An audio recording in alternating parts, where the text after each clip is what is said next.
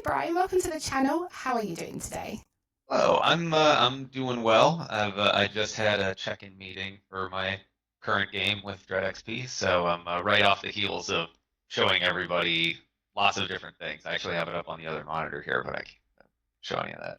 Uh, so that's pretty cool, not completely understandable. Cool. So I've broken these down into sections. So the first section is creative and development process. So what inspired you to create the Mortuary Assistant, and was there a specific moment or story that sparked the idea? Um, so when I started Mortuary Assistant, it was actually like I was in the middle of making Our Secret Below, and I wanted to take a break from development for that and just kind of challenge myself, refresh my brain a bit, and I decided I would give myself like a week-long game jam. It wasn't for anything official. I was like, I'm just gonna do this. And so I gave myself a week to make a horror game. And so I was like, I need to make environments, I need to code, I need to write, I need to do all these things in a short period of time. So this thing needs to be contained. So you gotta be in a small area, let's say like a room. What would make being in a room creepy? I was like, well, dead bodies are creepy. Being alone in a room with a dead body's creepy. Why would you be alone in a room with a dead body? And so that's a down path of like how that would work. And I was torn then between autopsy and embalming. So I was like, well, autopsy is a little more sterile and a little more like by the book sort of thing, where it's like you do this, you do that, and you record this, you record that. There could be a lot to it. Embalming, you're doing all these things, but it's this weird marriage of like science and art because there's like scientific things you do. There's things you do to preserve the body, but it really what you're doing is kind of whatever you can to like make the body look good and stay, somewhat lifelike looking.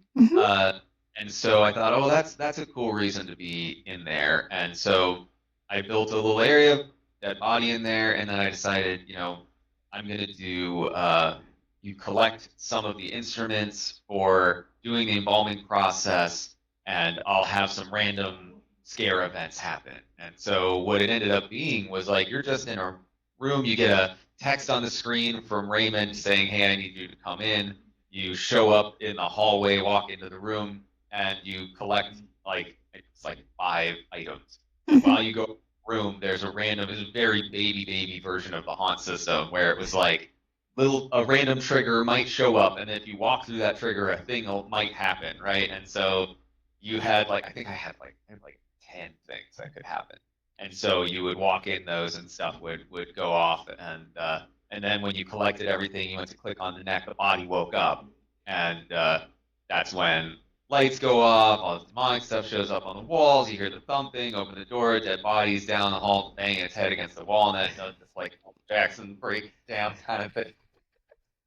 But like that's really like it came about just by a sheer push to be like, how do I do something in a short period of time? And I was just extremely lucky that it happened to be a concept that I wasn't even thinking about it, but really haven't been other games about embalming bodies. So it just happened to be a hook that worked, and the prototype caught on, and so that's what really got me into making the rest of it. Oh, that's amazing. I have to admit, I mean, the first time I played it on PC the first time, and I'll tell you what, it scared the living daylights out of me. I played it with the lights off as well, which was probably the worst thing I could have done to myself. And then I screamed, and my husband ran up the stairs because he thought she's just playing a video game. He goes, what are you doing? It's like, this game just made me jump. He goes, you're going to wake the neighbors. Good, excellent. That's what I like to do. That's the highest praise is when people are scared of some people tell me like, oh, I haven't played it, I watch my friends play it because I'm too scared. I'm like, hey, that's great. I'm glad that it is scary enough that you don't want to go near it. That's awesome. I think it's I call him, I'm not sure what it's called, but the chap that sits on top of the cabinet, the guy The mimic. the The mimic. white, yeah, Yeah, he's got everybody loves the mimic.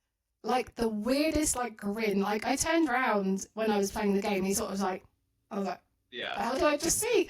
What was that? I have I have this from the film crew made these I Heart the Oh, Mimic cool. like bumper sticker things. I don't know where to put it yet though, but it should be somewhere because everybody likes the Mimic. Two true things. People like the Mimic and they like Raymond. Those are like the two truths of the game. Oh, okay, fantastic, cool. So with being a solo developer, then, what was the biggest challenge you faced during development? Oh boy. Um, all of it. I mean, so it was definitely an ambitious thing because I'm a self-taught programmer. My start is in the video game industry as an artist for like 13 years, and then Mm, I went into indie and realized quickly that I would need to know how to program if I wanted to survive in the environment because I got started doing art with another indie developer. That stuff fell through, and it just I realized if things are just going to randomly not work out and I won't have money anymore, I mm, need to be able to make my own stuff, right? So going into something like Mortuary Assistant, where I knew I wanted to make a system that felt like a reactionary haunt system. I mhm, didn't want it to be like a game where, a trigger goes off, you hear a noise behind you, and your camera gets grabbed, whipped around, and you're forced to look at a face that's wiggling in front of it while it makes a loud noise. Like, I didn't want to do that. I wanted to mm, do something that felt more like cinematic, felt more like a film is the way I always thought of it as like background scares in a movie where you see something that the character doesn't and mm, you see something moving back there and you're like, no, it's there, right? I wanted something that sort of gave a bit of that feeling by you mentioned the mimic. It's mm, like you can turn and you'll see the mimic up there and it's not doing anything until you look at it and then it does its thing, right? So you get this sort of naturally built in breath, this pause that normally you would do like in a film you would try to measure the beats and be like you see the thing, silence, silence, silence, thing, right? And you try to time out the scare properly. But mm, with building this system, it was something that was more reactionary, and the player discovering it is really what I wanted to like build that beat between things. So mhm, building that was definitely a challenge because there were a whole lot of layers to making that work. A lot of subsystems, a lot of things that monitor the player. I'm doing mm, the same thing for paranormal activity here, mhm, but more so. And it's like now I kind of got my feet under me for it, so it's good. But that was definitely a challenge. But other than that, just like doubt, self-doubt, imposter syndrome is huge in the creative space, mm. and for everybody, not just game developers. And so constantly, I was like, is this game even scary? Is this game even fun? Is this going to be worth playing? And that was a huge thing that I dealt with right up till the very end. The night before launch, I had like a huge breakdown because I'm like, it's not scary. People are gonna hate it, and I was just losing my mind. And Mm. and luckily, I was wrong. I mean, the game has done tremendously well. I mean, when I played it on Steam, because I always look at the reviews and stuff and see how things do on a positive level. I always like to look at things that are positive rather than the negative side. And thought, Jesus Christ, this game's had like loads and loads and loads of positive reviews, and people are like, boom, it's playing on Twitch, boom, it's playing on YouTube, it's playing on Kick. Yeah, Da, da, da, da. extremely fortunate. So I bet when you woke up the next day and you saw like all these positive reviews, you're thinking, yes, it worked. I mean, I don't. Yeah, but it was really kind of like it was very surreal because I had been making indie games to middling success to Mm, no success for like 5 years, mm, and so to have something where it was my make or break. Like I was broke and I was going to go back into AAA if mm, Mortuary Assistant didn't work. I was like, this is kind of it. I've burned through everything. I'm not making enough money through like Twitch and Patreon while I'm trying to work on this. So I'm gonna have to go back to the game industry. mm. And fortunately, yeah, next day it just like it had tons and tons of people playing it, and I was like, oh my god, this may actually allow me to live. Unfortunately, yeah, it's been something that's allowing me to, kind of pursue these other branches of game development. I mean, obviously working on Paranormal Activity, that's under Dread XP, and that's a whole like publishing agreement, so that takes care of living there, which is great. But yeah, it was mainly just hard to believe that it was possible to be able to like make a game and then live off of the game that you made, because I had nothing but the experience to the contrary for 5 years. Oh, bless you. Well, moving on with that thought then. So how did you balance realistic mortuary procedures with supernatural horror? So I know that you touched on this briefly earlier. We've obviously been in a room where the dead body is super creepy and not cool, and the embalming process. Yeah. So how did you balance the procedures? Because obviously you've got to like sew eyes up and look for like Yeah. bruises and stuff. Yeah, well, I think, and this is just something that I like to do now, I think, is giving the player something to distract them uh, while spooky stuff can happen around them, right? Mm. So the embalming just became that. I made this small game on the DreadX Collection 5 called Book of Blood that is fine. And it was a game jam game, so it's small. But the whole premise is that you're working in this carnival, and this book gets dropped off at your stall that was left there. And the whole point of the game is you are looking through this book, trying to decipher it basically and figure out what's going on. And that gives you distractions while other things happen around you. So same concept of like, I wanted to give you tasks that took up time and just enough focus that you would forget about the things around you a little bit, right?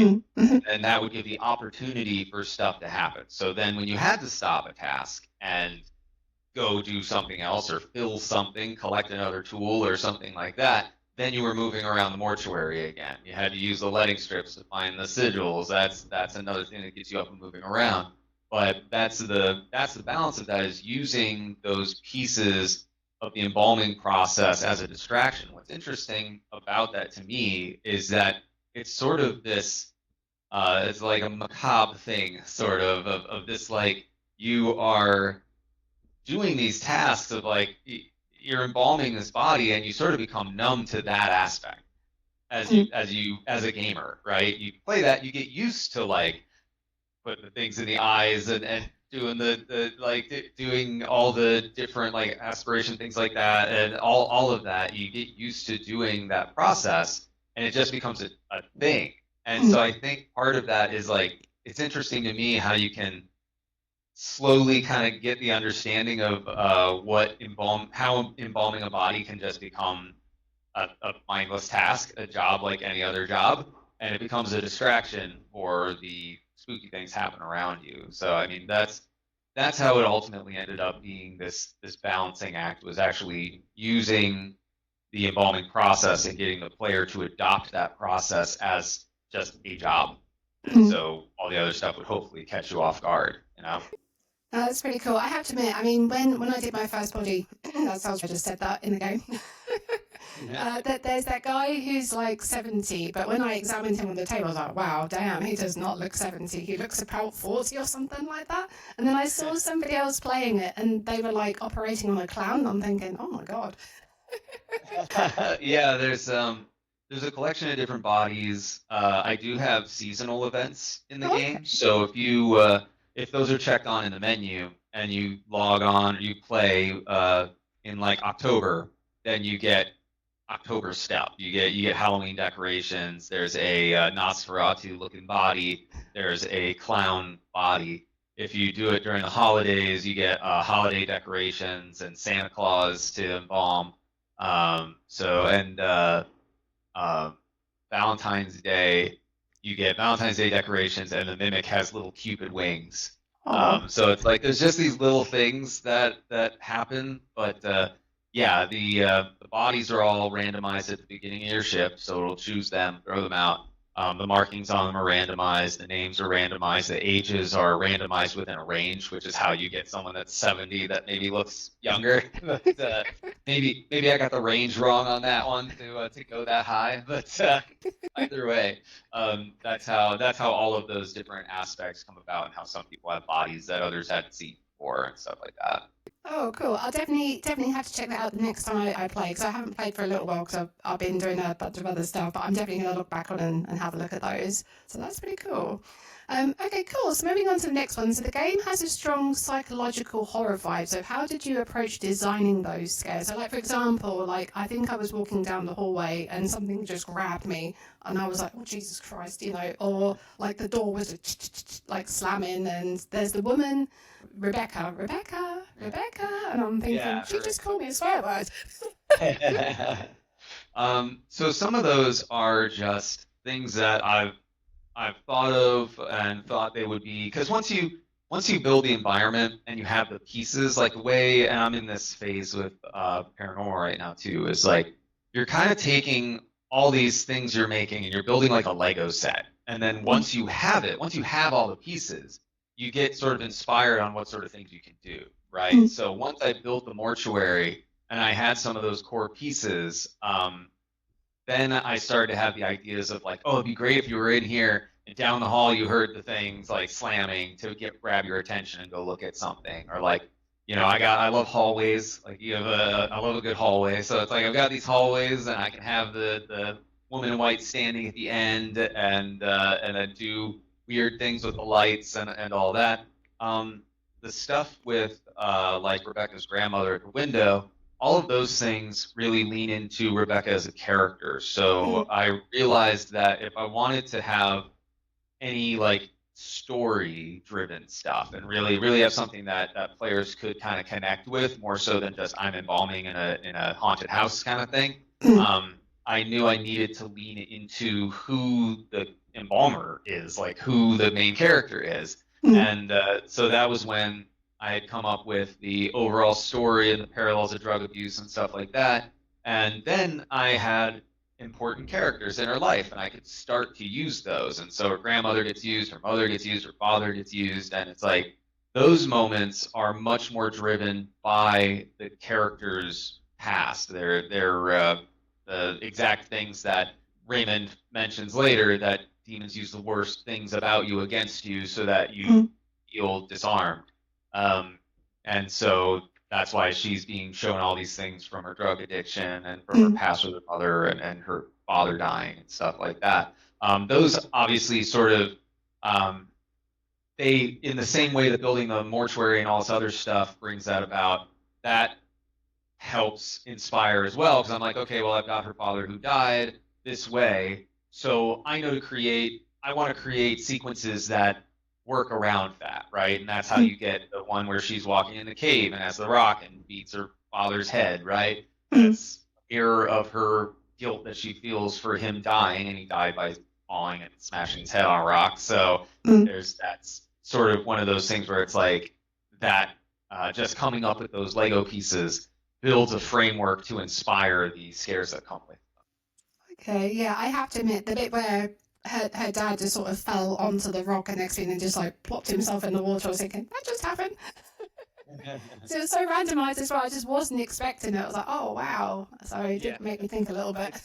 It was funny watching the reaction from like streamers and YouTubers on that, because it went one of two ways. Either people would get freaked out at the jump of it, or they would laugh at the speed of it, right? Because it's like, oh, this whole thing, this like dramatic thing is happening, and then suddenly just bap, and so it was interesting to see how people reacted to that differently, I have to admit, I mean, seeing a streamer and then watching them see that and then thinking they're a little bit of an inner sadist. Oh no. Okay, cool. So the next section is gameplay and design. So there are multiple endings. What made you decide to include that kind of replayability? I think part of it was that I knew I was building something that I wanted to make for people to like come back and embalm bodies more, right? And it's like, randomized stuff is fun, but that's not the best motivation. So again, story is what drives those other factors. And so originally I had like a few things with Raymond, and I was like, well, it'd be great if she gets a closure ending with her dad, and then was like, well, Raymond's kind of an interesting character, so I want to embellish on him a little bit.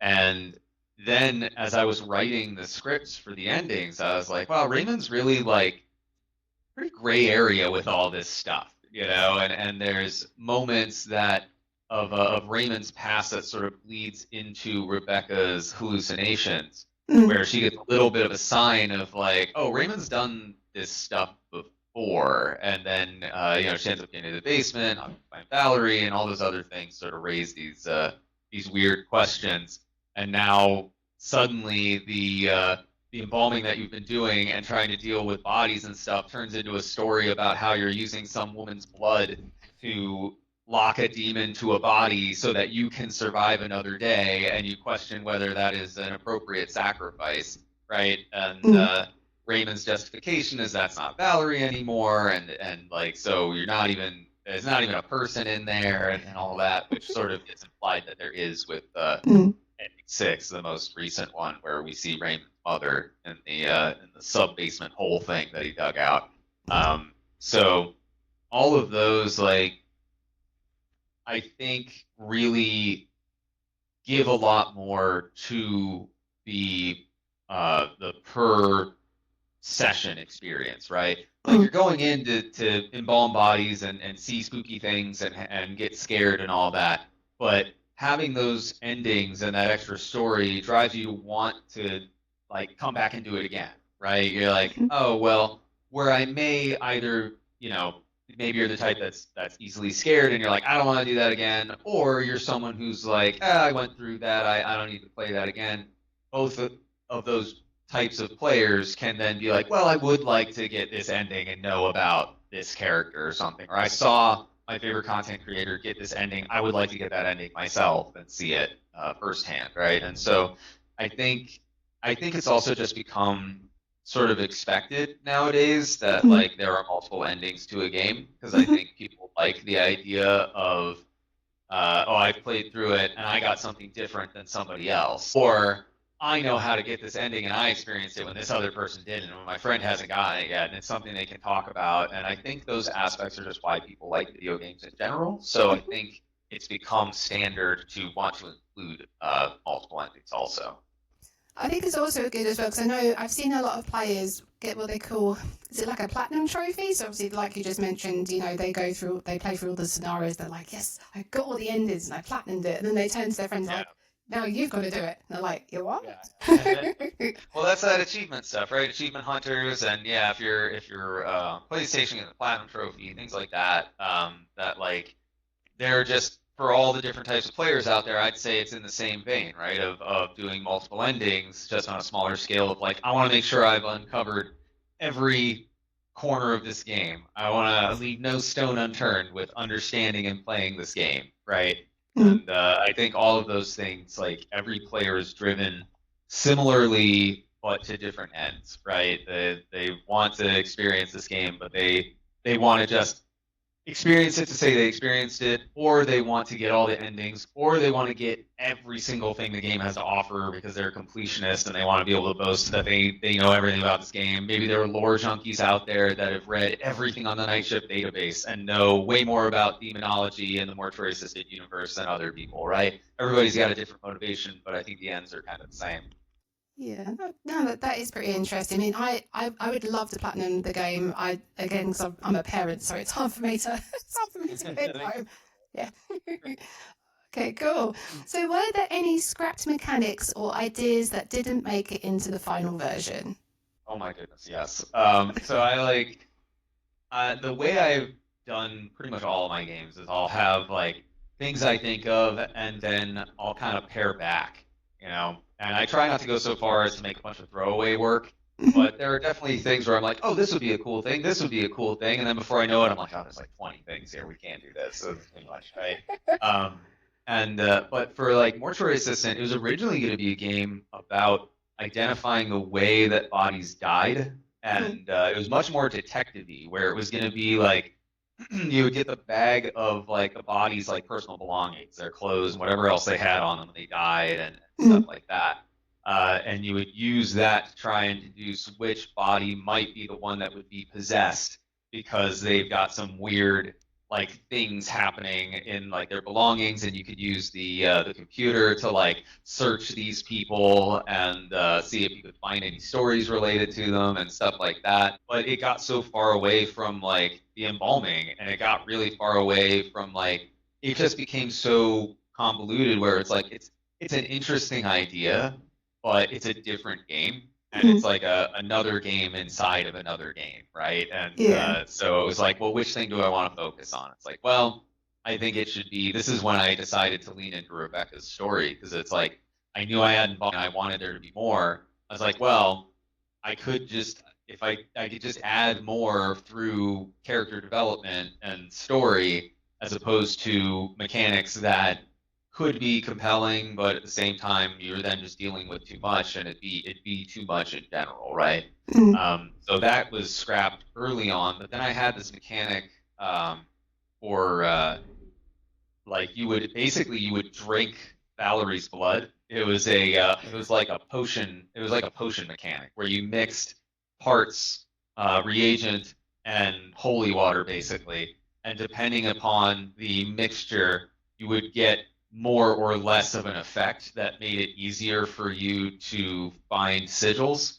And Okay. so it was like you would you'd enter this like demon sight type of mode where it was like I could see sigils easily in the room. If you had all of it, you could see through walls where they might be, and it would help you find them. Which whatever. But it was very video gamey, and it Mm. just doesn't.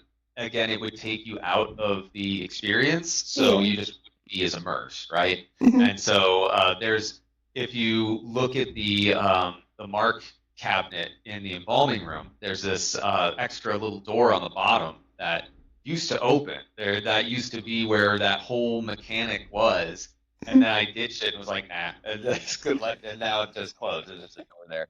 Um, but it's just stuff like that where you got to be able to kill things that you spent time on, right? Mm. And that's actually a thing I also just went through with parts of the paranormal here was like I had some interesting ideas, but you got to pare that stuff down, and you can't be so married to each idea that you're like, no, I got to figure out how to work with this because I spent so much. It's like some cost fallacy. It's like I got to spend so much time. I spent so much time on it. I got to make it work. Or I think it's neat. It's a neat idea. It's got to be in here. It's like, well, it might be a neat idea, but it may not work in this game. So maybe shelve it for something else, right? That Yeah. sort of thing. You got to be able to kill your darlings, which is hard to do.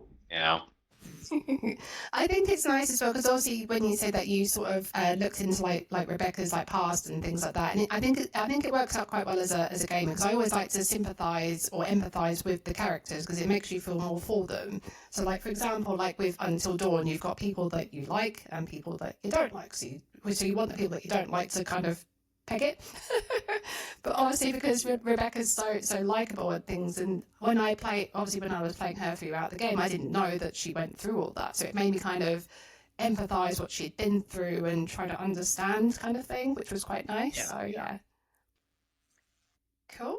Okay, cool. So we're going to move on to the next section, which is community and influence. So were you surprised by how much the Mortuary Assistant blew up on both Twitch and YouTube? So I know we touched on this briefly earlier on, but obviously the amount of players on both platforms and things like that must have just been like an absolute...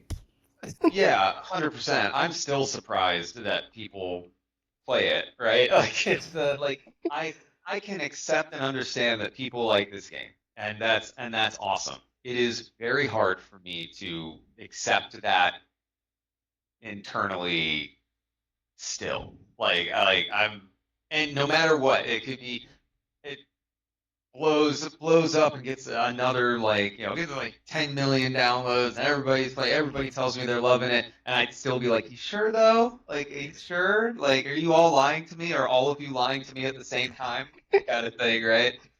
So yeah, absolutely. And it's also like it's hard for me to watch people play the game live. I'm much better about it now, but initially I couldn't because I was like, they're gonna run into bugs. They're gonna say they hate something, and I'm gonna want to defend myself in the chat or whatever, and that's not good. And so, and I'm not like that really too much anyway. So it's like I really just like I don't want to watch someone have a bad time and then spend the rest of my day feeling bad. YouTube videos are a little easier because they're edited to be like a YouTube content creator. They want good content, right? And it is within their best interest to have things look good and fun because it makes their video good and fun. Unless the point of their video is to talk about how terrible something is, which same 6 of 1. They just want to be entertained. But those are a little easier to watch because I feel like most of them will be this person's playing the game, they're getting scared by it, it's a fun time. Twitch, honestly, like I've gotten used to watching people play it, and people are so much nicer in so many communities than you'd expect, and that's always very, very nice. And I think being a solo developer might be part of that. Like it's a lot easier to understand one person than it is an entire company or even 5 people, right? Once you get to a certain number of people making a game, you become sort of faceless, and I think it's easy to be like, this game sucks, but like, I mean, people still do that, but it's like, I think when it's an individual, it's a lot easier to have those conversations where it's like, oh, I'm really sorry you're experiencing that, I really want to fix that, or whatever, and like people sort of are a lot more supportive and willing to talk when it's just one person. They're a little more understanding, which I am internally grateful for. But not everybody, but I'm still grateful for them too. Some of the most like upset people about your game are actually the most passionate, so that's fine. But yeah, I didn't expect it to get this sort of traction. I got inklings of it as the prototype blew up. And I was like, oh, this is what I should be focusing on. I was still making Our Secret Below, so I was like, I gotta finish this. But I really wish I didn't have to because this is the game everybody wants. I can tell, and I need this to work. But so I made Our Secret Below, finished that instantly went to Mortuary Assistant, and then I put a demo out, and again, it was a popular game for people to play. And so I was like, all right, I'm on the right track, and I paid attention to what people liked about the demo and tried to put all that into the game, and just listen as much as I could while keeping the core idea of the game the same, keep it alive. And fortunately, that worked out. I will never believe how well received it is and how nice everybody is. I think the great thing about it is as well is that I've had a couple of interviews in the last couple of weeks with solo developers, and the great thing about it is when you produce and make a horror game is that the horror community on maybe it might be like Facebook, it might be like X or Instagram, they are so super nice. And they are so super supportive of being behind somebody developing a game because obviously, they're really passionate about the game, they're really interested, they want to play it. And as soon as, something arises, maybe like a bug, they're like, well, I experienced this bug, but they're so super nice. Not like someone comes to you and says, I've got a bug and this happened. And you're thinking, oh, here we go. Yeah. Not another keyboard Karen. Yeah, that's sort of what I'm talking about, right? It's like when they encounter a bug, I'm usually like, I always take the kill them with kindness approach because I think that's just the best way to go about anything, and it doesn't do any good having like discourse, especially public discourse, right? But so I'm always very apologetic because I want to make a good game anyway. So I'm like, oh, I'm really sorry you ran into this. Do you have can I get information on this? Can I get information on this? I'll fix it right away. And they're like, oh no, it's totally fine, it's okay. And they'll be like, some of them will be like, oh, I made it 2 seconds into the game and then it black screened and crashed and I'd never been able to play the game. And I'm like, I'm so sorry. And they're like, oh, no, it's fine. I'm like, what? How is that fine? Like, okay, well, I'm still going to try to fix this, but I really appreciate how nice you are. And yeah, there are lots of people like that where they'll just encounter something that I feel if players encountered it in like a AAA game, they'd just be torched, and like but in the indie space and as a solo developer, it's such a nicer and tight-knit community that like people already seem to have this understanding of like, oh, I purchased something made by one person and, I'm talking to them directly, so they'll fix it. And it's like, that's so nice. Like, I can't imagine how, I mean, I guess I do the same way, but I'm just like, the way I view it is like they have spent their money on a game. and they spent their money on my game. So it doesn't really matter who made it at that point. They could have spent that money on anything, right? It's still their hard-earned money. And so I want to make sure they are getting what they deserve for having enough faith in me to give me their money, right? So it's like I want to make sure they have a good experience. And so it's wild to me when they're so nice and understanding, even though I would also be the same way. I'm just like, I don't ever want to like put something out there that gives people a bad experience. Oh, okay. Well, actually, that ties into our next question, because I was going to say, have player reactions or community feedback changed how you think about your work or future projects? So I know you're working on Paranormal at the moment, so are you sort of getting like the same vibes? I mean, obviously, when that game released, or obviously you will release a demo first, and then people will be like, oh, this game's amazing because Brian made it and he did the Mortuary Assistant and that was awesome, so yeah. Yeah, it absolutely does. I try to pay attention to what people want. You have to walk this fine line where it's like there's a moment where you just got to be like, this is the game I'm making.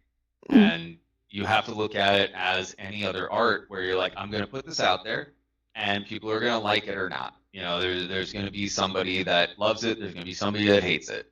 And you can't please everyone. If you try to please everybody, you're not going to make a good game. You're not going to make a memorable game, right? We have a million of those. We have so many games that have been made by larger companies that are meant to try to please everybody, and nobody remembers them, right? Everybody remembers the games that did something different, took a risk, and some people might hate them, right? So I try to walk that line of like, I really do want to take feedback from players, but some ideas just don't mesh with the game that I'm making. And I'm never going to tell somebody, oh, that's a bad idea. But they may be a super passionate player that thinks this thing would be great. And even if it is something that sounds like it would be great, it's like, well, I really need to stick to what this game is supposed to be. So the way I look at it is I look at it as an aggregate where if one person says this thing sucks, or they say this thing would be amazing, I take note of it and go, okay, that's been mentioned.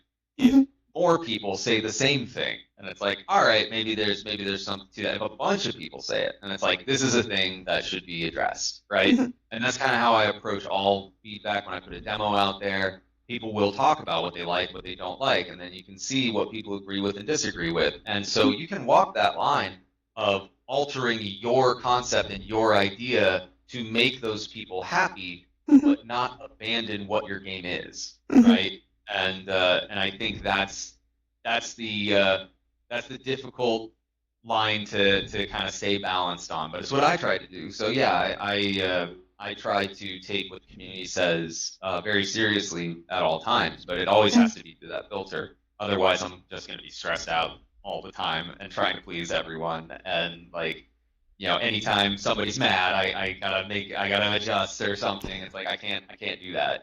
Sometimes you just have to take it as noise, and that's just how it works. Okay, so it's moving on to the last section. So it's future plans. So do you plan to expand the Mortuary Assistant universe, or are you moving towards something entirely new? Yes and yes. So right now, obviously, I'm working on Paranormal Activity. The timing of that is why, basically, I would love to be working on Mortuary Assistant additional content. But it was presented to me as an opportunity, and I love Paranormal Activity. And so I was like, I don't know if I'll ever be able to kind of use this position to do something like this again. So I want to give it a shot. It's very high stress because I'm like, I want to make sure Mortuary Assistant players are happy. I want to make sure Paranormal Activity players are happy, like fans of the franchises. I want them to be happy. So I put a lot of pressure on myself for that, which is unfortunate, but also fun. Aside from that, once that's done, what I really want to do is I want to make some new content for Mortuary Assistant. I do have a plan for a sequel. I would love to work on that. I have a lot of other game ideas too, and I don't want to just be the Mortuary Assistant guy.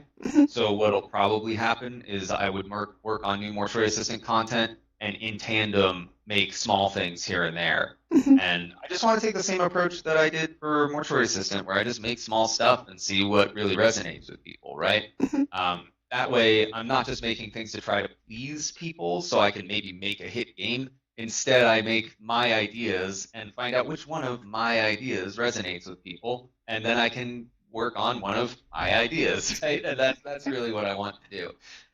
So I would love to make I got some what I feel are cool like sci-fi ideas and like period piece ideas and just things that I think would it's always horror. Like I just love horror, so it's hard to leave that and branch out into other weird stuff. I have a few weird things I might do as well. But still, I think Mortuary Assistant is undeniably something that I want to take care of and really like do everything I can because there is some interesting stuff for Raymond still, and I want to cover those things. And I think I can do it without just throwing describing everything, right? I think the way I've always described it is showing I call it showing the zipper of basically of the monster in a film, right? Okay. Where if you show a monster on screen for too long, it loses its mystique and it's not scary anymore. And I feel like that is true for all aspects of storytelling, where if you show too much, describe too much, share too much, define too much, then it loses that magic that everybody is invested in. You know, that's where you start to get into the dangerous territory of people being like, well, that's not how I imagined this character, or that's not what I thought was going to be happening. Because people need to have that ability to say, this is what I think, and they can talk about it forever, right? I think there is more that can be said without exhausting the well to where people feel like they no longer get to have a say in what cool things could be, right? And that's what I always want to avoid. If I feel that Mortuary Assistant 2 leads too far into defining too much, then I would throttle off. And if that means that it couldn't actually be a new game, then it would be turned into like DLC or something, and then I'd have to say, hey, that's it, guys. I can't go any further with this because I think it just won't be. I think it will hurt it, right? I don't think so. I think there's plenty that I want to tell, but I'm cognizant of it. That's all. I think that kind of ties in with the next one then, because my next question was going to be obviously we're doing that sort of side of things. So, what advice would you give to aspiring solo horror developers trying to break into the industry or the game genre? It's a tough one because it depends on everybody's skill set, right? And where they're at, their level. For me, like I said, I didn't know how to program at all, and I had to teach myself to do that. And the way I did that was with baby steps instead of, and I think maybe this is a good, like for everybody kind of thing, is don't approach your magnum opus first or view your idea as your magnum opus, because what's going to happen is like if you don't know how to program, if you can't make the best art, if you aren't the best writer or whatever, and you're trying to figure out what this story is, and you're too married to this big idea, like this is your game, I've been wanting to make this forever, and you're not ready to tell that story, you're not going to do it justice, right? So just to kind of reflect on that for my own personal growth was, again, back to programming, was I knew I didn't know how to program. So instead of choosing a game like Mortuary Assistant, which I wouldn't have come up with, I mean, there's a whole other comment about game ideas just being out in the ether. Instead of choosing some big idea that I'm like, this is my game idea, I was like, I'm gonna figure out how to make a door open by clicking it with a mouse, right? And so it was like little things of like, how do I raycast from the camera to like interact with something? How do I play a sound? How do I play a VFX by doing this? How do I make the player walk around? How do I do this, that, and the other thing? And it was all piecemeal. It was all just like, I'm gonna do this chunk because I want to learn how to do that.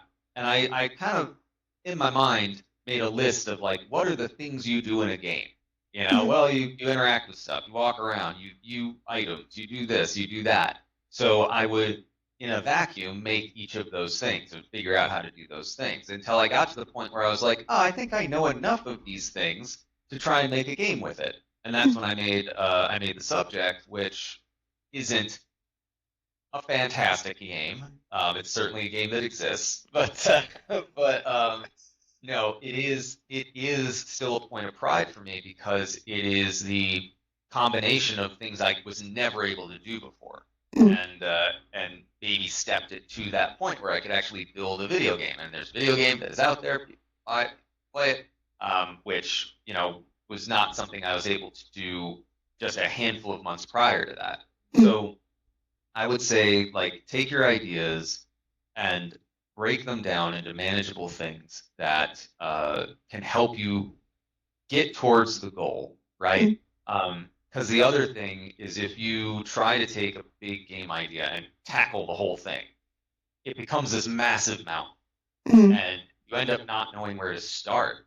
And the best way to start is to just not look at the mountain, look down here, and just start picking away at stuff, right? So it comes back to the exact same thing of, like, pare down. Just whether you really do want to tackle your big, amazing idea, you still want to start small with it and chip away at it. Chipping away is the way that you're going to stay sane, and it's the way that you're going to trigger those reward centers of your brain, because instead of, oh, I'm nowhere near the top of the mountain, you're like, oh, well, I got doors opening. That's really cool, right? And so you've got these little things that you can look at and be like, I've accomplished something. I've done something today that I feel like propels me forward into the next day. And I think that's insanely crucial when, especially if you're working by yourself.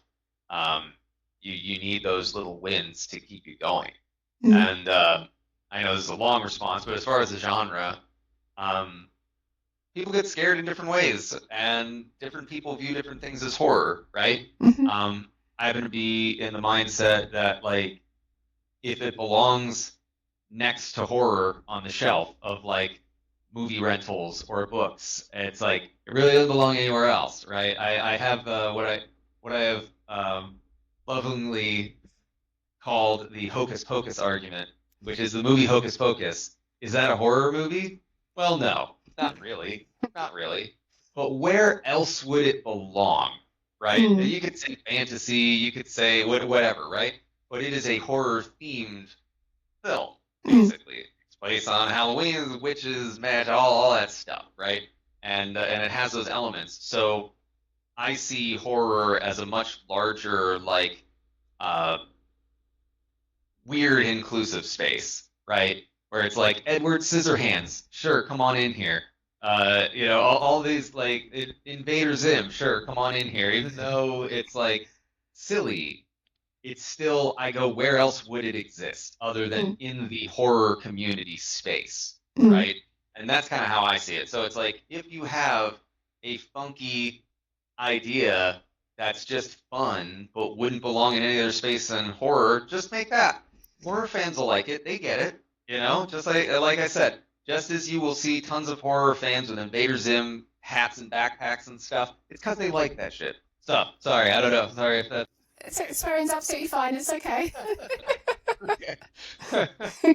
Sometimes I lose myself on the soapbox there. But no, the point being that if you're looking to break into the horror space, there's going to be fans of anything that is horror and horror adjacent. So don't be afraid to try new weird things, because the indie space is small too and kind of all exist in the same bubble. So I think there's a lot you can do to, you don't have to be ripping bodies apart with gallons of blood flying everywhere to be horror. And so, breaking into that space just means finding that little corner of the horror community that likes that stuff and trying to show them that, be like, hey, I made this thing, see if they like, those are the two things that I can really think of in terms of, like, mindsets more than anything. So when you're giving sort of blanket, like, here's what you can do, like, there's no crystal ball, there's no perfect solution, but what I can give is, like, sort of these general mindsets that I think help people forward, and that's really all I can think of. Is baby steps, and don't be afraid to just try the thing that you want to make that you feel belongs in the horror space, because there will be fans for it somewhere. Yeah, I think that's great advice, and like you say, always celebrate the small wins, because like those, because you didn't know coding, and now you're like, I know how to code, it's perfect, kind of thing, and I wouldn't say it's perfect, but I do know how to do it. and always have fun. Code though. Yeah, I spoke to somebody the other week, and they said if you're making a game and you're not having fun, then you might as well just stop at the front door, kind of thing, because it's just going to make you miserable. So I was like, that is a great piece of advice. Yeah, there are days where it's less fun, I'll say, where because it's like there's the runner's high of like I'm just designing a crazy game idea and it's all fun and like you're putting together the most basic mechanics to make it all happen and you're like, oh, this is coming together, this is great, and then you have to make the game, right? Then you gotta make the art, you gotta do the lighting, you gotta write scripts, you gotta make the story progress properly, you've gotta do all the things that tie it together, and that's still work. Right, and it's fun, it's awesome. Don't get me wrong, it's great, way better than anything else. But there are days that are higher than others, I would say. And that's you got to be able to do all of them. So in retrospect, then, so it's not actually one of my questions. So in relation to like the artwork and stuff, did you do all that yourself, or did you reach out to like any freelancers, or? No, I do it all myself. Okay, that's cool. My background is as an artist. Oh, I was an artist in AAA for 13 years, so that's what I know. And so I do all of it myself. There are things like characters. I've found tools. Like I have a tool called Character Creator from this company called Reallusion, and they have another one called iClone. That's their animation software, and they work together really well. And that allows me to create characters really, really fast, which is why like I knew I needed a solution in Mortuary Assistant for that because I knew I needed a lot of dead bodies. And I started doing the traditional process, which is you would model a base model in something like Maya, and then you'd go in this program called ZBrush, and you would sculpt on it and make a high resolution version that has all the detail and pores and stuff like that. And I got through one body, and I was like, I can't do this for the game because I've got to make like 7 more of these. It's like it takes forever. I still have to make poly, I have to rig it, I have to do all these things. And so I knew I needed another solution. So it's like I try to do things that maintain the quality that I want to go for, still give me the full artistic freedom that I want. Like I can take these characters that I make, bring them into ZBrush, bring them into make their textures different in Photoshop, do everything I want to do to make them look however I want. But the base is a lot easier to start with and a lot easier to make. And it just allows me to pump things out a lot faster in things that would normally take a long time. So it's partially about pinpointing these issues that need speed as a solo developer, right? So other than those sorts of tools, which I mean, that's like the only one really, I think. Yeah, looking at my tool set over here, trying to think if there's anything else. But no, that's really about it. But yeah, I do the art myself, environment art, character art, do the animations myself. Oh, that was it. I have a mocap suit. I didn't want to hand animate everything forever because I've hand animated everything else in my other games, and they take a long time. So I got a motion capture suit. It was like one of the fanciest things I ever invested in for indie development, and I'm really glad I did because it saves a whole lot of time when you're doing stuff like I am that has a lot of like acting or a lot of people together in a scene and stuff like that. I still have a lot I need to do by hand, but it saves a lot of time. So things like that where I try to do things that allow me the same freedom but speed up a lot of various processes so that I'm not just spending forever noodling away on little stuff, So how did you? So on the subject of mocap, then how is that? Obviously, is that your first time doing mocap, and how did you find that experience? Because for me, I'd be like, oh god, it's this suit, and I've got to be careful. Yeah, well, I mean, yeah, I felt like I was putting on an antique, like a precious thing, when the first time, right? Because I was like, I don't know if this is even going to be worth the investment, and I don't want to break it, and I've used it way more since and gotten so much more comfortable with it. But yeah, the first one was with the 6th ending Mortuary Assistant. I had gotten it and was like, oh well, I wanted to do this ending, and this would speed that up a lot, so maybe I can do this ending, right? And then I got used to how that all worked. There's still weird stuff that like you have to do with cleanup and like things to chain animations together and make them look appropriate. Um, but yeah, the whole motion capture process is like it's a suit that has these like little accelerometer tracking things on various points. I have a laptop that is connected to. I do it all downstairs, and so it's like I'll tape out like the dimensions of the room in the game. Like I'll measure it out and be like, okay, this is 2 meters by 3 meters or whatever this area is, and I'll get some painter's tape and take that out. And sometimes I'll put props in places if I need to, and then I'll act around those things. But I'll take the audio clips from my voice actors, cut them together to what I want, and then cut them together to the pace as like a full conversation from both actors, whoever, at the pace that I want that sounds natural, and then I will save that out as one big file, and I will put it on my phone and put earbuds in, and then I'll play it and I'll act out one character to their delivery. And so then I'll do all the things that I feel like make sense with the tone of what I'm doing and all that in the space, and then I'll do a few takes of that. It's a lot like a film at that point. Like I'll do takes of that, and then I'll set up for the other character. I have marks set up for them, and then I hit record with that, play the audio, and act that out. And then I go into my animation software, put them together, and if they do anything interacting with each other, I have to do all that by hand and make sure, like, okay, my hand was here and it should be here, so I like have to make that offset and everything. But it's like still saves way more time.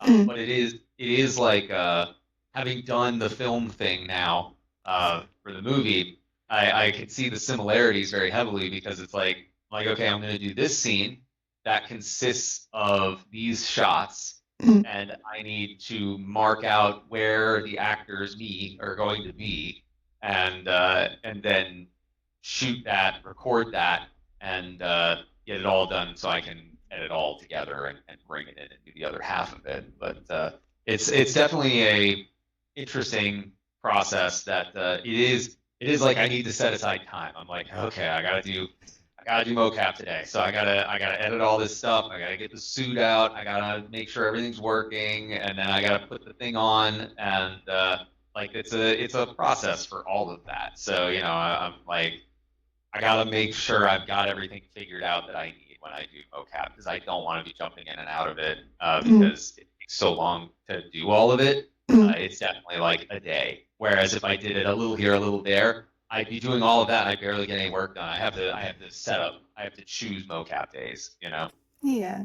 Oh wow! I had no idea that any of that process even like remotely happened. But now you've told me, I'm thinking, God, that sounds stressful. It's fine. Like I said, you get used to it. There's a few things where I first messed with it.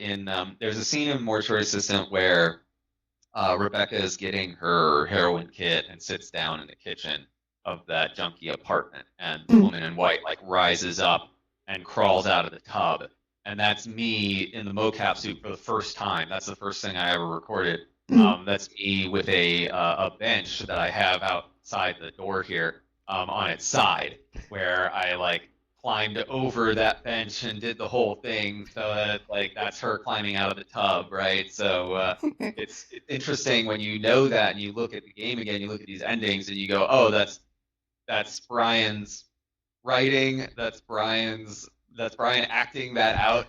I'm playing both characters. Even the audio, amazing voice actors. I'm super lucky to find the talent that I have, but they're recording in separate settings. Like they're not doing a session together, so it's not like Melissa and Adam are doing, which are Raymond and Rebecca, are doing any of it together.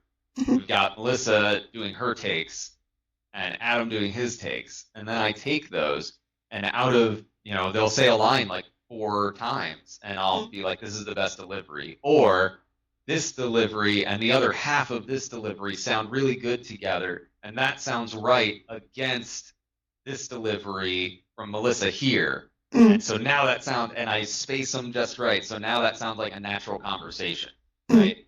So it's like I'm sort of doing like a tiny bit of acting for them, which is really weird. It's like this really weird, like, they've done it's amazing that they can do the deliveries they do with no one else there. They have to be a little crazy because they have to be able to like imagine someone else arguing with them and stuff like that, and to make it sound natural like they do. But then again, they don't know who's there with them. They don't know how the other person's delivering it sometimes. Sometimes they'll deliver lines to each other and be like, hey, here's some files of my stuff, and they can work off it. But a lot of times they're just doing it. And so I'm like taking a piece, going, yeah, that sounds natural. And then once that's all together, I got like 5 minutes of dialogue, and then I go act it out. It's all very strange. But yeah, that is the behind the curtain solo stuff. There is like when the only thing you don't do is the voice acting. There's a lot of work behind it. It's funny you mention that, actually, because I've actually got an interview with Adam next week, and then the following week after, I've actually got an interview with Melissa. So Yay! All right. Well, both of them are super, super cool. Adam, I could listen to that man read the phone book. He's got such an amazing voice. I love that guy. They're both obviously both fantastic. They're great to work with and amazingly skilled. And just man, if I could have the two of them for every character I ever make, I absolutely would. That's the difficulty of being like, well, you can't have the same people be different characters in every single game, right? yeah, you can. Nobody has to know. I could, but yeah, it's I like being able. I love voice actors though, so I love it's a lot of work to find the right sound, but I have a whole bunch of like voice actors set aside for future dates. They don't know it. They don't know that I've got them on a list for like I've got notes of like would be great for this type of character, right? And so then I can go through that, and someday a random person that messaged me on Twitter or replied to something at some point, they'll get a random DM from me and asking about a project because I have a note from them 2-3 years ago that like, hey, sometimes it's like, hey, are you still doing voice acting? But it's sometimes people they're great, but they're not a fit for a character. And so you try, but you find good stuff, you find good talent, you want to use them at some point. You want to remember who they are. So yeah, I love working with voice actors. There's some amazing ones out there that I've had huge pleasure to work with. Oh, fantastic. I was so glad to hear that. So I'm really looking forward to chatting with them, because when I said, I'm going to be interviewing Brian, they're like, no. I'm like, yeah. So they were super, super, super chuffed. Well, I just wanted to say, Brian, well, thank you so much for taking the time out of your day to chat all things Mortuary Assistant with me. It's been an absolute pleasure talking to you and hearing about your experience with the game, and especially now with the mocap, because every time I play that game now, I'm just going to picture you. It's a weird split, because like a portion of it is the old hand animated way, and a portion of it is mocap way. So and a mix for some of them too, because it's like as I'm experimenting with other things to try and make sure I can get the game done in time. Oh, okay, excellent stuff. Well, thank you very much again, Brian, and we look forward to seeing your next venture with Paranormal Activity. So that'd be quite cool. Thank you very, very much. It's been a pleasure talking with you. Oh, lovely stuff. That's lovely. Thank you. You take care, and we'll speak to you probably in the future about Paranormal Activity. Absolutely, it would be fun. All right, then. You take it easy. Bye then. All right, you too. Bye. Bye. Bye.